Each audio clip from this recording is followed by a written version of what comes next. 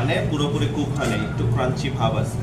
আমরা এখনই এই জিনিসটাকে উঠায় স্ট্রেন করে ফেলবো, কারণ আমরা যদি 100% বয়েল করি জিনিসটা কি হবে, যখন আবার আমরা সসের মধ্যে দিব ওভার কুক হয়ে যাবে জিনিসটা, যার জন্য আমরা পুরোপুরি 100% এখনই বয়েল করবো না।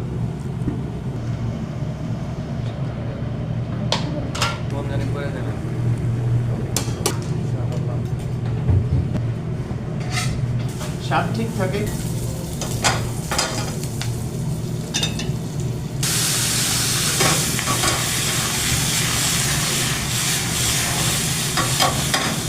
ক্যালসিয়াম দিয়ে ক্রিমটাকে ফ্যাটে নিচ্ছি অল্প একটু।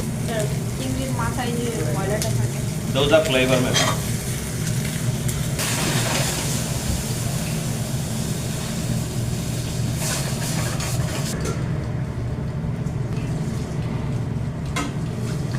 কিছু পার্সলে দিয়ে এক্সট্রা চিলি ফ্লেক্স অ্যাড করে দিব। তার মধ্যে দিব আমাদের প্রথমে একটু লিকুইড লাগবে, এটা যত আপনি ঘন করতে চাইবেন ততক্ষণ চুলা রাখতে হবে। তো এটা ততক্ষণে হয়ে যাক, এটা হোক। আমাদের ম্যাক্সিমাম জিনিসই তো আমরা ব্লেন্ড করে এটাকে স্ট্রেইন করি স্ট্রেইনার এবং মসলিন ক্লথ দিয়ে। তখন কি হয়, একদম লিকুইড, পাতলা লিকুইডের মতো বের হয় ব্রথ হিসেবে। ওইটাকেই আমরা মেইনলি ইউজ করে থাকি। তো লেটস ফাইন্ড দ্য, যেহেতু আমাদের অত সময় নেই,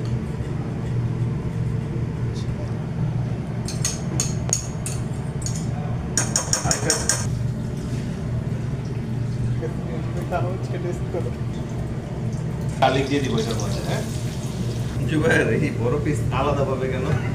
কারণ বেশি ওয়েট করব না। গার্লিকটা ইয়ে হয়ে গেছে।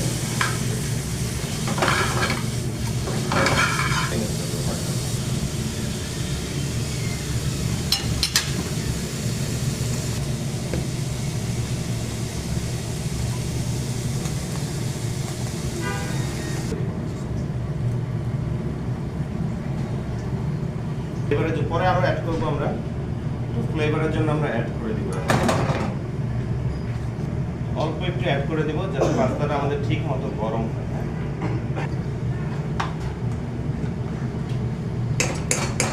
আমাদের প্রায় কাছাকাছি আরো অ্যাড করব একটু।